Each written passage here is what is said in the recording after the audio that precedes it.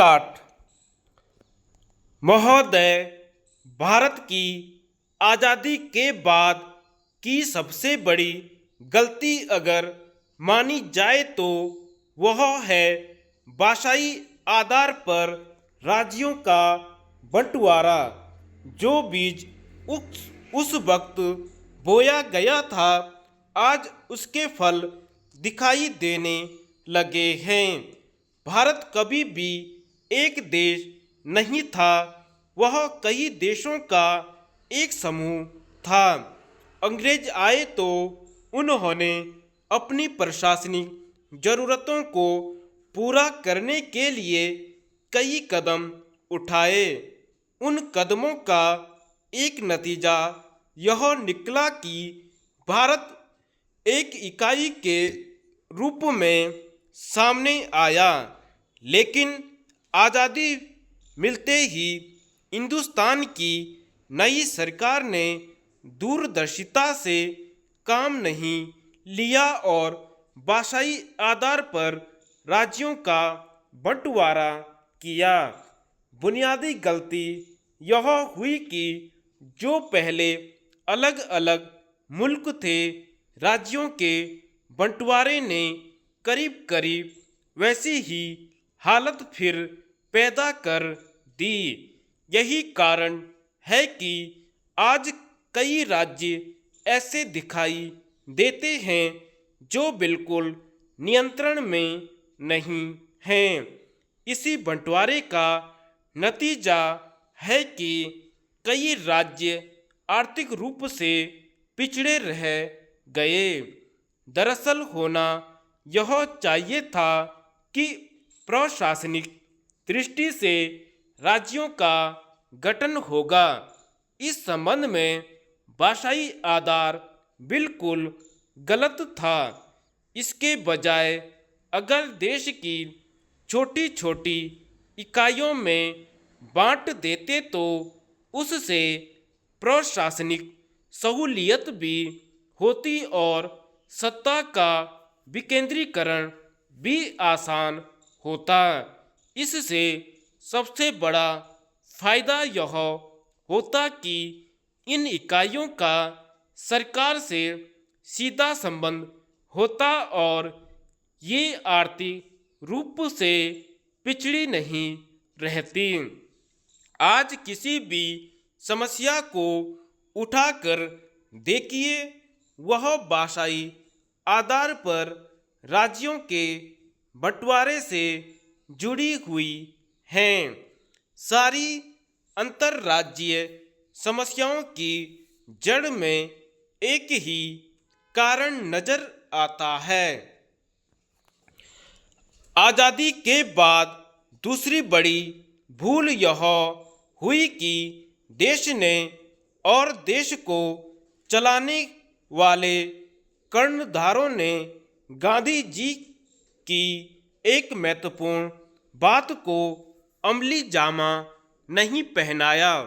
अपने सारे जीवन के तजुर्बे से गांधी जी ने एक बार पंडित नेहरू से कहा था कि जीवन में जब भी कोई अहम फैसला करना हो तो सबसे पहले आंखें बंद करके भारत के किसी सबसे गरीब इंसान की तस्वीर अपनी आंखों के सामने लाने की कोशिश करना। फिर अपने आप से पूछना कि जो निर्णय लिया जा रहा है उससे उस गरीब की आंखों में कोई चमक आएगी या नहीं, उसके होठों पर मुस्कुराहट आएगी या नहीं, और उसकी झोपड़ी में रोशनी होगी या नहीं। अगर लगे कि ऐसा होगा तो बेझिझक उस फसल को लागू कर देना।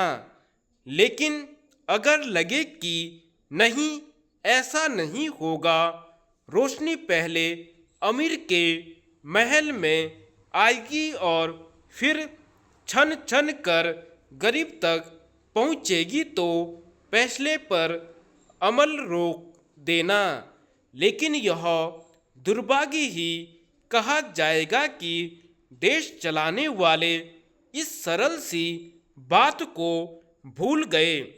आज वे बड़ी बड़ी बातें करते हैं, लोगों को 21वीं सदी में ले जाने के सुनहरी सपने दिखाए जा रहे हैं। लेकिन उस संत ने अपनी सरल भाषा में जो कहा है वह जो आज भी सही है उसे कोई याद नहीं रखता। अगर यह बात गांठ बांध ली होती तो भारत की वह हालत न होती जो देश को 40 साल आज़ाद होने के बाद आज है।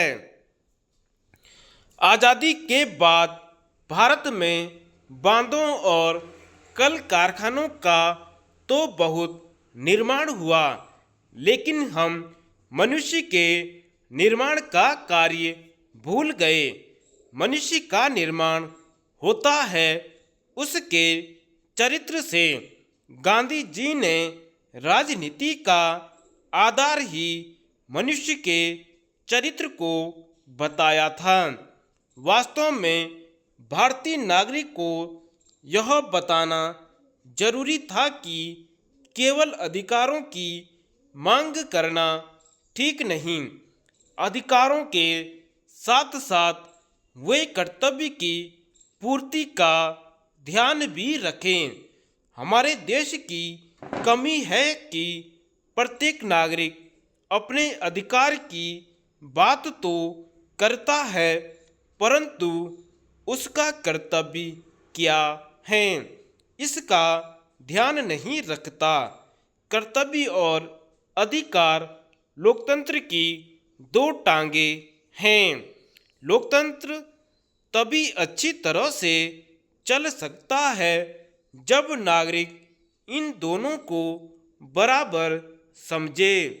यदि केवल अधिकार की बात ही हम करते रहेंगे तथा कर्तव्य की उपेक्षा होगी तो लोकतंत्र लंगड़ा हो जाएगा। देश जब स्वाधीन हुआ तो अधिकारों की मांग वैसे ही तेजी से प्रवाहित होने लगी जैसे कोई बांध टूट जाने पर नदी का पानी तेजी से प्रवाहित होता है। कर्तव्य की भावना उसी प्रवाह में बह गई। आज भी हम अपने कर्तव्यों को भूले हुए हैं और अधिकारों की मांग ही चारों ओर से सुनाई पड़ रही है।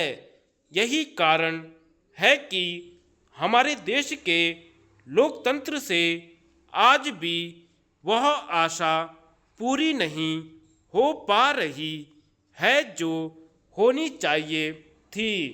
हमारे अंदर कर्तव्य की भावना तभी आएगी जब हमारा चारित्रिक निर्माण होगा। अतः अब भी समय है कि पंचवर्षीय योजनाओं के अधीन होने वाले निर्माण में मनुष्य के चरित्र निर्माण को प्राथमिकता दी जाए। मेरी समझ में इसी से हम देश की बहुत सी परेशानियों और समस्याओं का समाधान कर पाएंगे। आज़ादी के बाद यह भी एक जबरदस्त भूल थी कि राष्ट्रीयता की भावना को शिक्षा नीति में प्राथमिकता नहीं दी गई। देश को आज़ादी दिलाने तक तो लोगों में देश प्रेम और राष्ट्रीयता की भावना थी, लेकिन आज़ादी मिलने के पश्चात वह भावना शीघ्र ही समाप्त होने लगी। उस राष्ट्रीयता की भावना को फिर से जगाना था, लेकिन ऐसा नहीं हुआ और न ही हमने बच्चों में शिक्षा द्वारा राष्ट्रीयता की भावना को भूलकर निजी स्वार्थों की पूर्ति में ही लगे हुए हैं। अतः देश की चहुमुखी उन्नति के लिए इसके प्रत्येक नागरिक को अपने स्वार्थों से ऊपर उठकर देश की भलाई का पहले ख्याल रखना होगा। धन्यवाद।